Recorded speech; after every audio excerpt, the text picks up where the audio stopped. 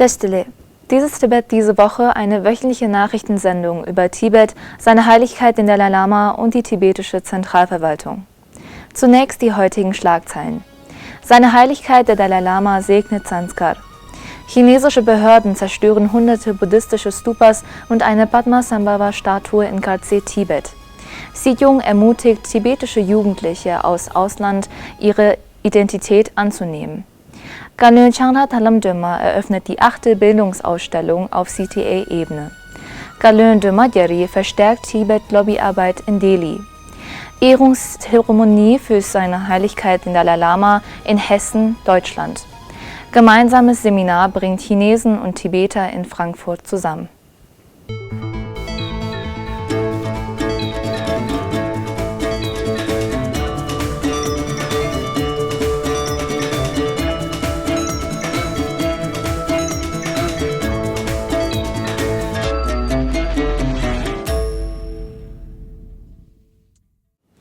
Am Donnerstag dieser Woche nahm seine Heiligkeit der Dalai Lama an einem Gebet für ein langes Leben teil, das im Düsim Podang von den Menschen in Sanskar veranstaltet wurde und von der Sanskar Buddhist Association, der Sanskar Gompa Association und den Organisatoren der großen Sommerdebatte organisiert wurde.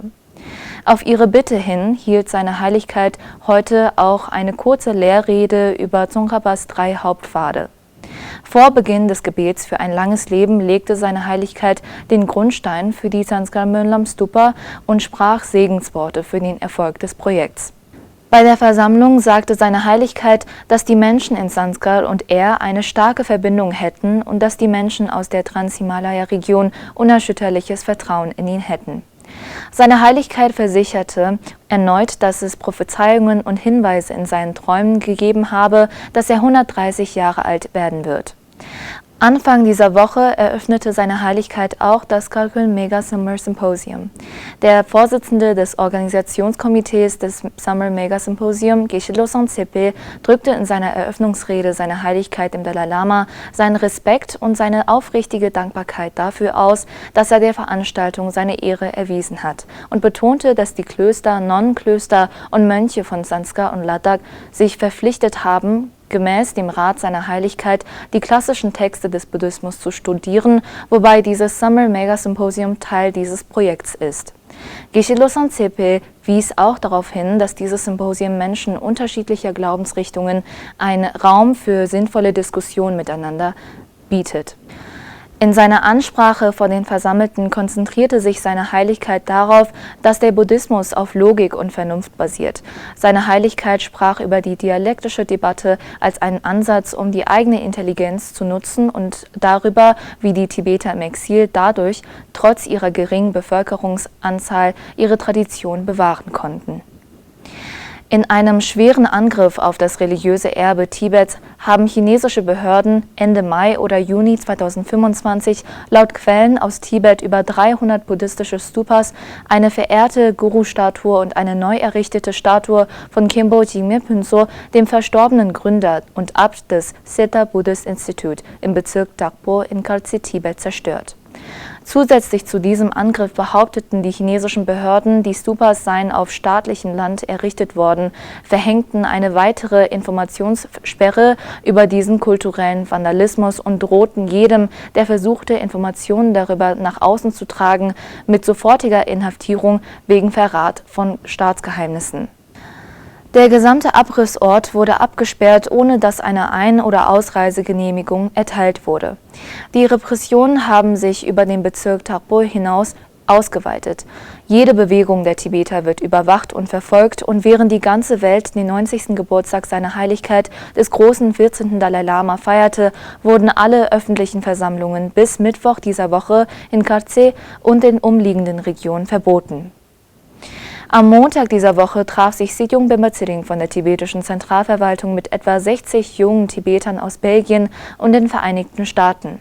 Während des Treffens ermutigte Sejong sie, sich mit der tibetischen Geschichte auseinanderzusetzen, um ihre Fähigkeiten zu stärken, sich fundiert mit dem chinesisch-tibetischen Konflikt auseinanderzusetzen. Er betonte die Politik des Mittelwegs als friedliche Lösung, das unerschütterliche Engagement seiner Heiligkeit des Dalai Lama für die tibetische Sache und die Pflicht der im Exil lebenden Tibeter, diese Sache weiterzuführen.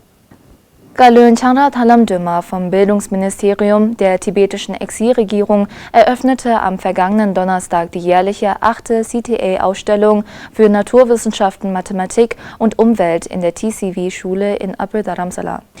Die Ausstellung wurde vom Bildungsministerium der tibetischen Exilregierung unter dem Motto Wissenschaft und Technologie für eine nachhaltige Umwelt organisiert, wobei die 4 Hauptverpflichtungen seiner Heiligkeit des Dalai Lama berücksichtigt wurden.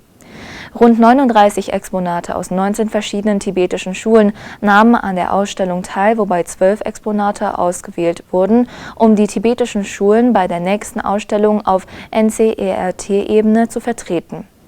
Galön Chanrat Thalamdöma betonte in ihrer Ansprache die Bedeutung vielfältiger Berufe in der tibetischen Gemeinschaft und riet den Schülern, Neues zu entdecken, sich zu profilieren und große Träume zu haben. Parallel zur Hauptausstellung nahmen Schüler der Klassen 4 bis 8 an einer Ausstellung mit dem Titel Naturwissenschaften durch Kunst (NSA) teil, bei der 43 Projekte in Form von Kunstwerken wie Gemälden, Modellen, Liedern und Kunsthandwerk präsentiert wurden.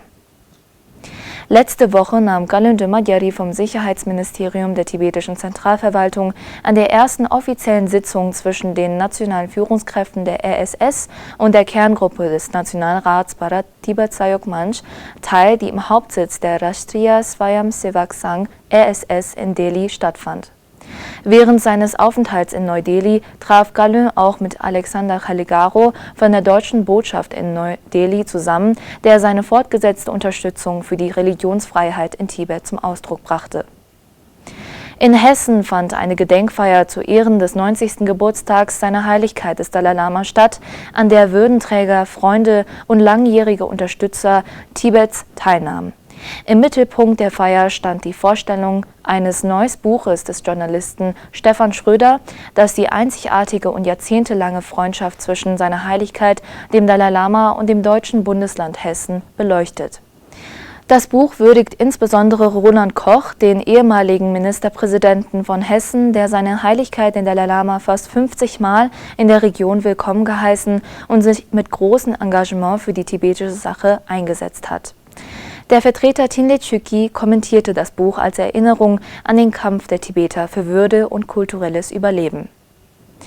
Am vergangenen Wochenende organisierte das Tibet-Büro in Genf ein zweitägiges Symposium mit dem Titel Gemeinsam für die Freiheit, ein Seminar für gemeinsames Handeln in Europa in Frankfurt am Main.